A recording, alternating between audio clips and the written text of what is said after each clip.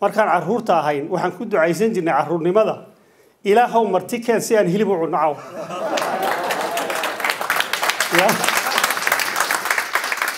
hogaamiyaashan hay'adda caawinaadda ee Amoud Foundation ayaa marti ku ah dalkan Britain iyagoo ka soo kici timay dalka Mareykanka oo hay'adani fariisimo u ah haddaba munaasabad ay uga baaqayaan Soomaalida ku nool London inay gacan ka geystaan howlaha tabaruca ay wadaan ayaa waxaa lagu qabtay waqooyiga London iyadoo ay ka soo qayb galeen Soomaali aad u fara badan Yusuf ayaa sharxaya ujeedada safarkoodan waxaan u nimid ujeedayada laba ay ahayd mid waxa weeye inaan dadka wax tusaalayno waxyaalo badan baan soo qabanay inaan dadka la share garayno war iyo wixii ku saabsan Amoud Foundation ururka la yiraahdo talabaadna waxay ahayd wixii raba inay tabaruc ka geystaan oo ay ka qayb galaan Amoud Foundation iyo mashaariicdeeda inay tabaruc ka geystaan oo ay ka qayb galaanna inaan u furno oo aan ku soo dhaweyno inay ka qayb galaan labada ujeedo ayaanu nimaadeen dadweynaha ka soo qayb galay munaasabadan oo rag iyo dumarba isugu jiray ayaa waxa ay soo dhaweeyeen howlahan dardargelinta leh oo ay wado hay'adani sida la ogsoon yahay tan iyo markii ay dhaceen dagaaladii sokeeye ee daba dheeraaday ayaa Soomaalidu kala firartay iyagoo qaarkood qaxooti ku ah dunida daafaheeda halka kuwa kalena ay ku dhiban yihiin dalka gudihiisa intaasina ay u dheer tahay waxbarasho la'aan iyo mustaqbal meel kasta tago North Pole-ka hadda tagto Soomaaliya ugu tagay Iceland baa la tagay airport-ka taksiilay ka qaaday Soomaali weyn waa Iceland markaan kala yaacnay ee balaaya dhacday in labada u kala baxnay intii ku hadhay dhulkii wax dhibaataysan wax agooma iyo wax muran siyaasadeed wali ku jira muran baa intii xaqii ku hadhay wali way murmayaan ama muran siyaasadeed ha ahaado ama mid qabiil ha ahaado ama mid bulsho ha ahaado dawadiga arkayo 20 sano ka dambeysay wali waa la murmaya intee ni dabada u soo baxnayda waxaan daafilaanahay cable-keena iyo TV-geena oo iska yar daawano iyo jaadiyoon iska cunno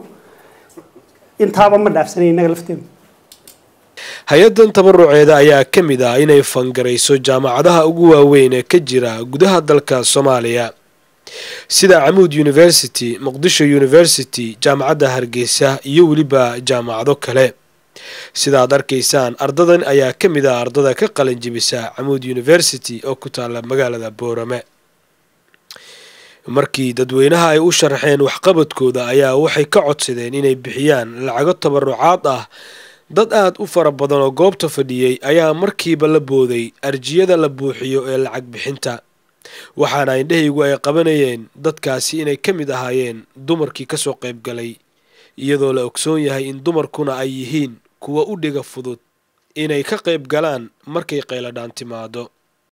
waxaan ka mid ahay walaalo hablihii foomamka qaatay waxaan ku caawinaynaa caruurta Soomaaliyeed Amoud Foundation waan ku faraxsanahay lacagta waxa loo bixiyay ciyaalka yar yar ee masaakiinta baa lagu caawinayaa meel kasta ha joogan Amoud Foundation oo ah urur Soomaaliyeed oo samafala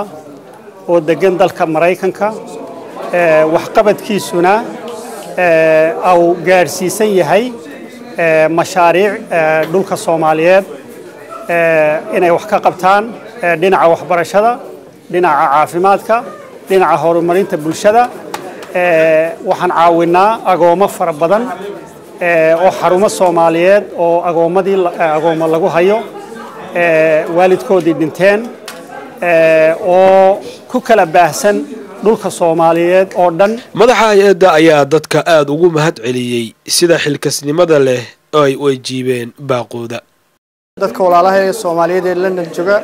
aad baad u mahadsantahay sida wanaagsan ee noo soo dhaweeysan waadna sharafteena ilaahay aan la sharafo annagu waxaan ka nimnay Dallas Texas waxaan u soconaana waxa khayr baan u soconay khayrkiina waan helay waxaan inagu ducaynaynaa insha Allah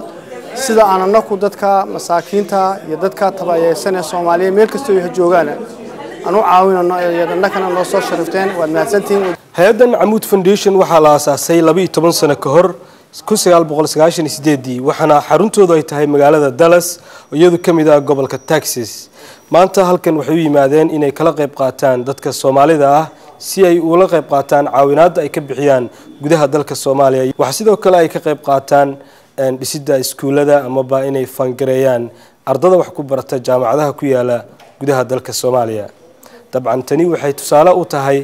caawinaadan ay sameynayaan hay-addan Camuud Foundation tallaabo hor leh oo dadka muslimiinta ama Soomaalidu ay u tahay tusmo wanaagsan. Ibrahim Umar Baafe, wararka Universal, London.